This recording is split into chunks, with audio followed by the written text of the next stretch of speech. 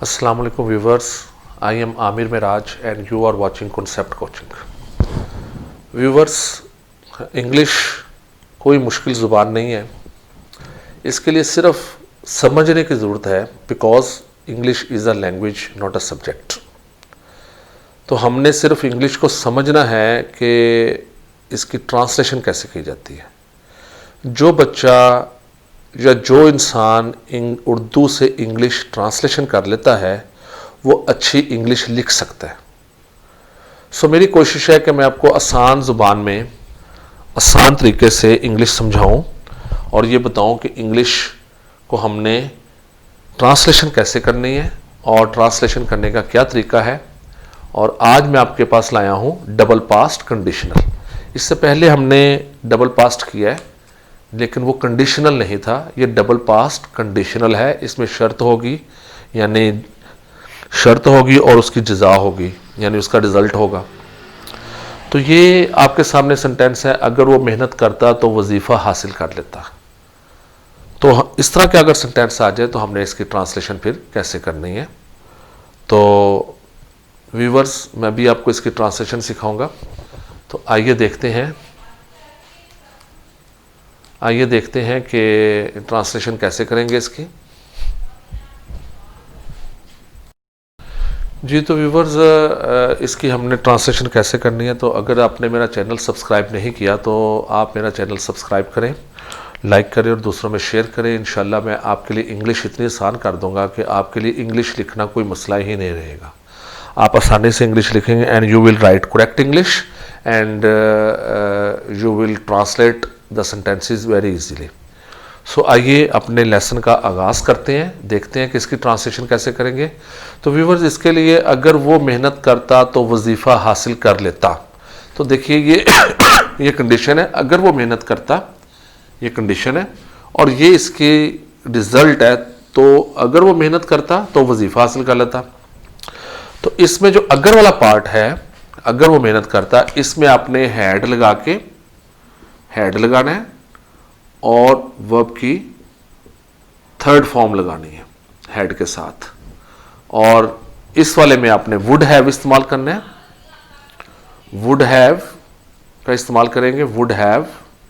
और इसके बाद भी हमने वर्ब की थर्ड फॉर्म इस्तेमाल करेंगे। तो आइए ट्रांसलेशन करते हैं, कैसे ट्रांसलेशन करेंगे। अगर वो मेहनत करता, if he worked, if he had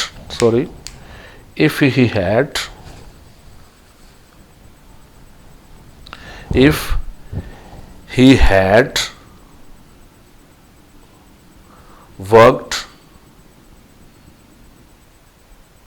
hard, मेहनत करना की इंग्लिश कोमा लगाएंगे, हैड के बाद वर्ब की third form worked,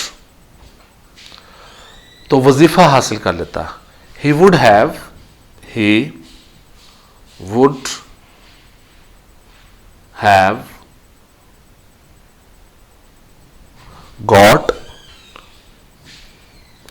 got the scholarship.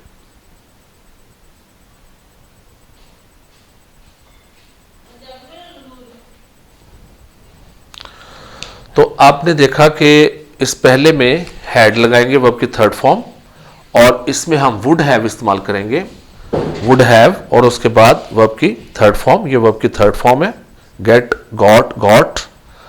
तो यूं हम इसकी ट्रांसलेशन करेंगे, अगर वो मेहनत करता तो वजीफा हासिल कर लेता। If he had worked hard he would have got the scholarship. तो यूं हम इसकी ट्रांसलेशन करेंगे। आइए अगला सेंटेंस देखते हैं और उसकी ट्रांसलेशन करते हैं। जी व्यूवर्स, ये हमारा अगला सेंटेंस है डबल पास्ट कंडीशनल। अगर तुम अपने वालिद साहब के पास जाते तो वो तुम्हें एक घड़ी देते। अब इसमें ये इसकी कंडीशन है, अगर तुम अपने वालिद साहब के पास जाते तो इसकी जज़ा, इसका रिजल्ट, इसका इनाम क्या मिलता, वो तुम्हें एक घड़ी देते। अब इसमें इफ वाले का हम करेंगे हैड लगा के वर्ब की थर्ड फॉर्म, हैड लगा के वर्ब की थर्ड फॉर्म, और इसमें हम वुड हैव का इस्तेमाल करेंगे, वुड हैव और वर्ब की थर्ड फॉर्म। सो आइए इसकी ट्रांसलेशन करते हैं। अगर तुम अपने इफ यू हैड, और थर्ड फॉर्म जाना कि इंग्लिश गो तो यह गो, वेंट, गॉन, तो गॉन लिखेंगे। If you had gone to your father, comma लगाएंगे, वो तुम्हें एक घड़ी देते। ही वुड हैव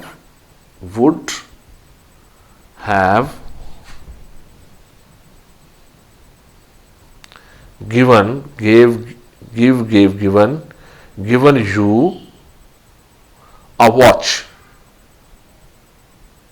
एक तरीका यह है इसकी ट्रांसलेशन करने का, if you had gone to your father he would have given you a watch.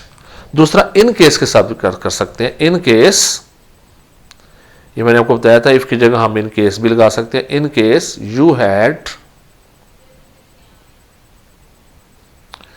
gone to your father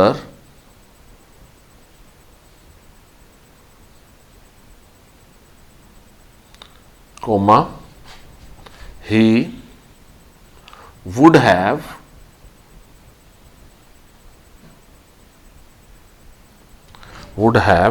given you a watch।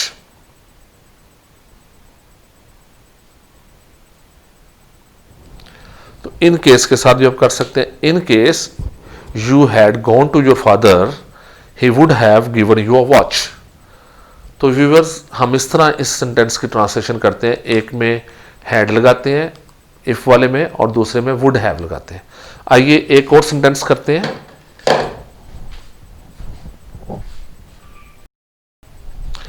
Ji viewers, ये एक सेंटेंस है, अगर रशीद नेक आदमी होता तो सच बोलता। ये ज़रा डिफरेंट है इसमें। आप इसमें देखिए,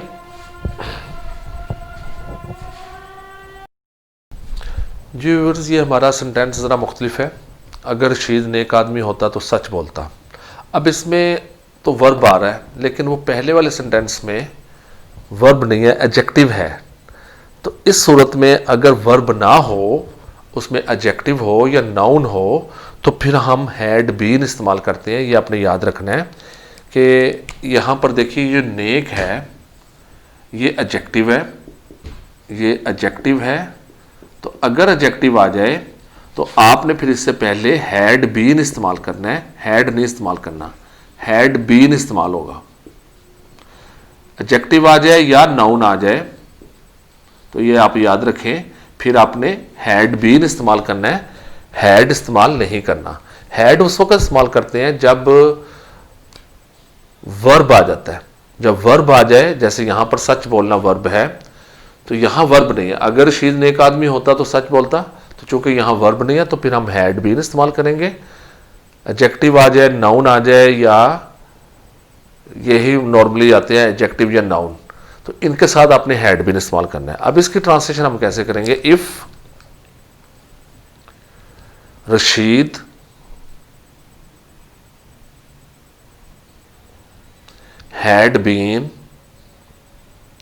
had been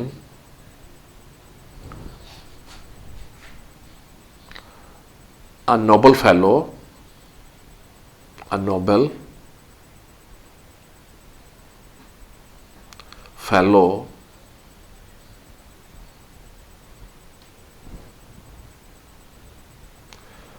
comma, he would have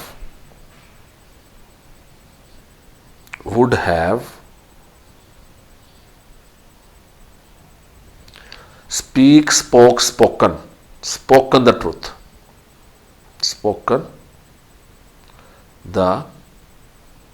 truth,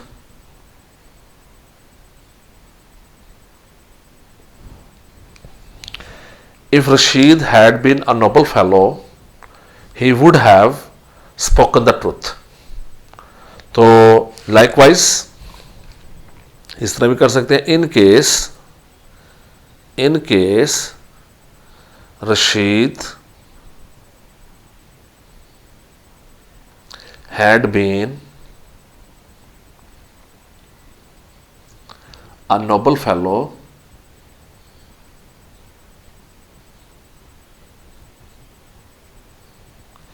he would have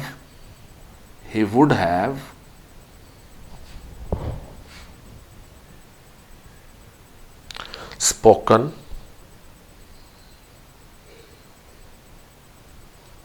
the truth.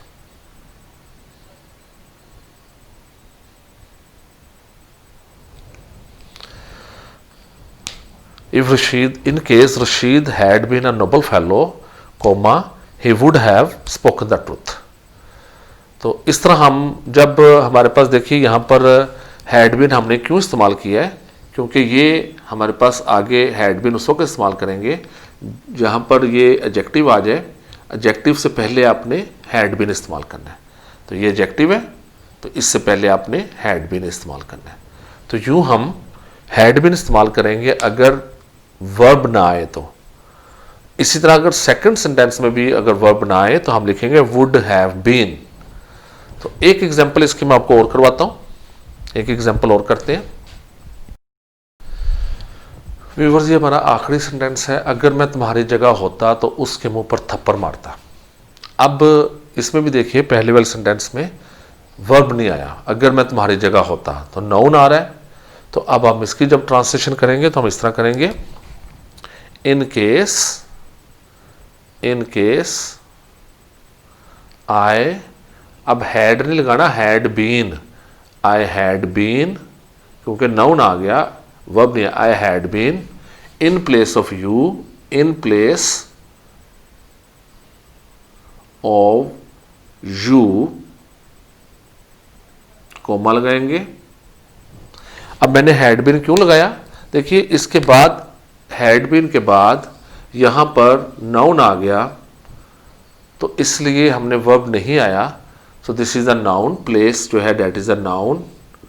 तो आपने जब भी नाउन आ जाए तो फिर आपने हैड बीन इस्तेमाल करना है, आपने हैड नहीं इस्तेमाल करना। हैड उस वक्त इस्तेमाल करते हैं जब वर्ब आ जाए। In case I had been in place of you, I would have